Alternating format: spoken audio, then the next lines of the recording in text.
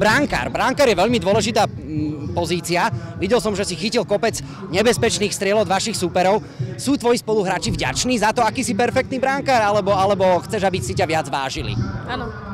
Áno. Sú vďační. Áno, a čo robia? Nosia ti ponožky, dávajú ti zvyšné koláče alebo niečo podobné? Nie, len mi ďakujú. Len ti ďakujú. Máš aj nejaké faninky u vás na škole, ktoré vedia, že si veľký futbalista? Nie. Nie. Skúsi predstaviť, že by si mohol byť Spider-Man, Superman, neviditeľný, alebo hrať futbal ako Marek Hamšík. Čo by si vybral? Hrať futbal ako Marek. Áno, a Marek je tvoj idol? Nie. A kto je tvoj idol futbal? Messi. Je ťažké hrať v tíme s chalanmi? Predsa len je to zmiešaný tým, dievčatá aj chlapci. A rešpektujú vás, alebo sú drzí? Rešpektujú ako tak niekedy. Áno, a keď ťa nerešpektujú, čo robíš? Dupneš a zakričíš, že hej chlapi, počúvajte ma? Alebo ako to robíš?